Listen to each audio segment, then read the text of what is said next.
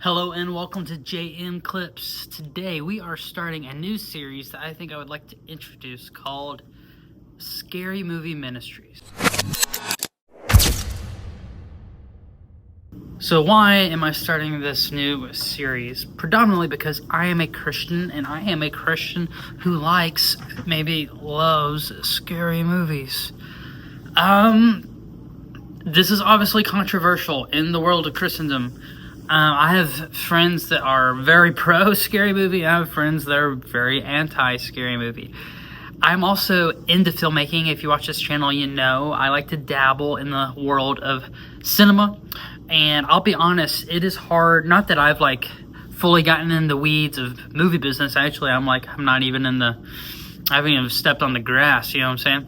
But I plan to get there, and I've done a fair amount of studying, and it is hard to market Christian scary cinema. The niche genre does exist though, however, and also just it's hard to really publicly enjoy scary movies as a Christian. Seems that way. So hey, I might make a video breaking down the justification for being a horror / thriller / suspense / mystery fan as a Christian. Now, I'm not saying you should be able to watch everything you want to watch. I'm saying there are genres, I believe, open to you with morals and guidelines and the truth of Christ guiding you as far as what do you consume and what do you not consume. So before I get into details, the idea of this series is that we take either a Christian scary movie or just a scary movie and break down its truth claims within the narrative and say, hey, this points to Jesus in the world and this does not, and you should be aware. Okay. Before I do, I want to throw up a little shout out to this guy right here. I'm in the middle of watching his video. I just came across him right now. Why Christians Should Make Horror Movies by writer The Omniscient. This is a very good video, and if you want to at least hear why your Christian buddies may or may not be into horror movies, here's a prime example. He takes biblical context and says, hey, this is why he believes it not only is it okay, but Christians should be making scary movies. Now, I know that's a big controversial way to put it, but the idea, right, is should we put evil in our stories? Should we be consuming stories that have evil presence and scary things and things of the occult or things of morally non-moral behavior? It's unmoral. It's not good, right? As storytellers, we try to aim, right? If you're a true Christian storyteller, you try to aim yourself towards, as in all areas of life, the one and only and true, the first storyteller, which is that of which all stories are oriented towards the skeleton of all narratives, which is the biblical account, right? The biblical account. God is the true storyteller, and God makes sure, I don't know if I should say he makes sure, but the Bible is not necessarily G-rated. In fact, there are moments where it is heavily R-rated, and there's more graphic content in the Bible that I have seen in film, in horror and rated R movies, and so that doesn't mean justify all things rated R. Don't hear what I'm not saying, but what it does mean is if the Bible can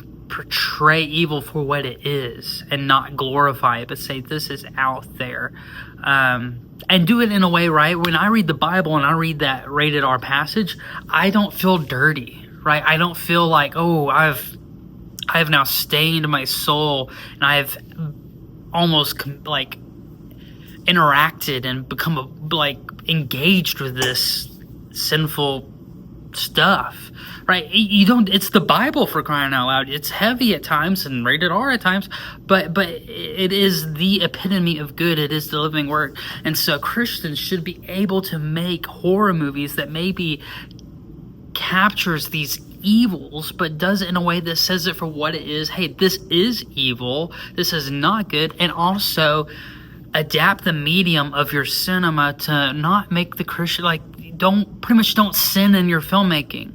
You can represent sin, but don't sin in your filmmaking, right? Portray something in a moral way. That's the idea of this young man's video, and I thought it was very impressive. So, movie we are looking at today is The Resurrected. Now, a disclaimer, I don't think this was made by a Christian filmmaker.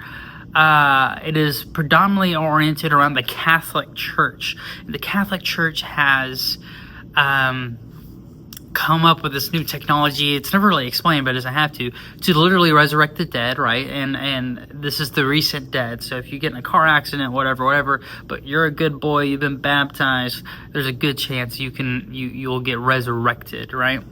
It's revolutionary at first, of course, right? This is kind of like like zombified people, right? But they're released back into the public, and so you can't be a non-Catholic or really just, it's Catholic, but it never really focuses on the differentiation between Catholic and Christian. It's just kind of a Christian Catholic storytelling here. But so 90% of the world becomes baptized and is going to church, and life's good and the world's good and people are moral and this and that. But one by one, this priest notices that there seems to be public violent episodes, and there seems to be this trend between the resurrected people that have come back and have integrated back into normal life.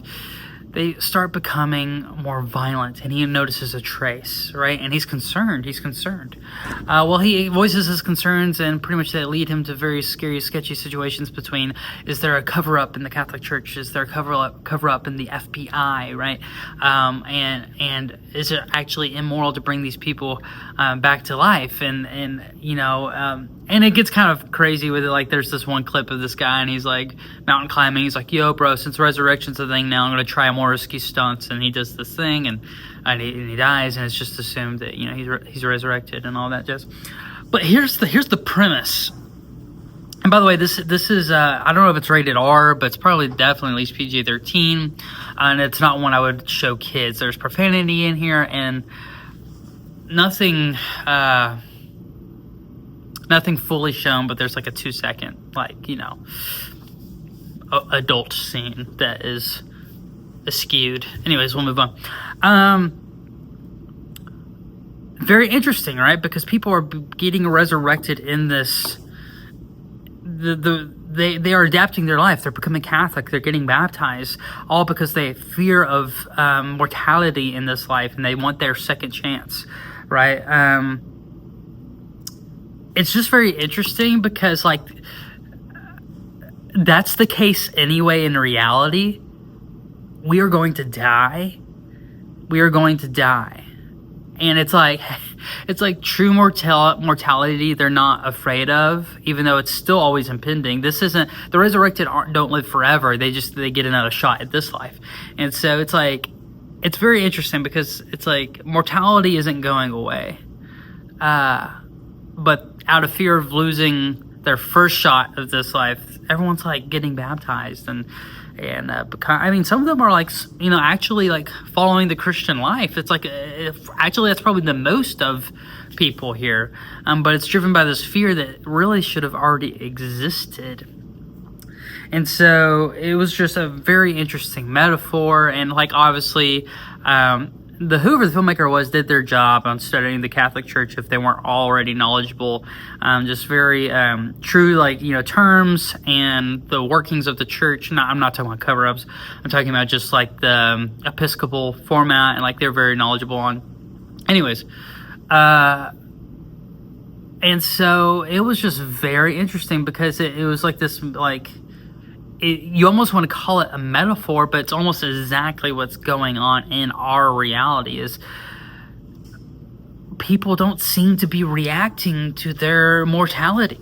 This used to be a common thing, to contemplate your death, to contemplate mortality, and to, whether you're an atheist or not, to think upon the afterlife. Is there one? What happens? If there is one, what does that implicate about my life now?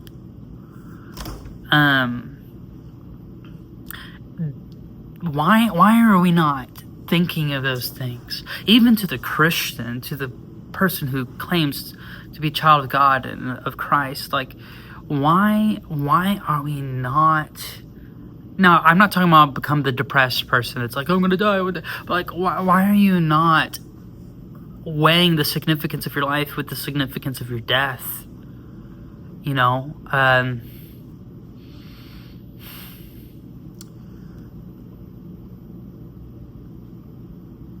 yeah. And even though, like, a good portion of the film focused on the corruption of the church, and I'm just going to talk about the church globally, both Protestant and Catholic here, like, obviously there's church corruption in real life, both Protestant and Catholic, but like, there was this actual theme though of like, one thing the priest, the main character, kind of said out loud was like, God seems to use the corrupted, you know, like the hearts that have been broken, he uses because they're the most aware. And it's like, hey, broken person, hey, Christian that is in constant repentance, and hey, person who claims Christ, get involved at the church. God has use for you. God has something he wants to do with your life. And there shouldn't be, like, you should not be living in terror, but there should be a fear factor to that, to the fact that you're going to die, but also fear and reverence for the life that you have now. You should be afraid of squandering your life. That should be real in your life. Anywho, this was one of the best thrillers I have maybe seen in my life. Very impressive, very detailed writing. The whole thing was the POV of screens, computer, phone screens, camera screens. Very detailed writing. Both, I don't know how you'd even direct it, practically speaking. And so, yeah, I'll put, you know, hopefully by this point I've already put a poster or something up on the overlay on the screen. But anyways, I think this is a series I'm going to keep up with because it's kind of like just like what I'm passionate about, identifying truth within narrative, whether it's Christian content or not. And specifically, I really like the thrillers. So, welcome to Scary Movie Ministries, Episode 1, and be aware and alert for new episodes. Thank you so much. Peace.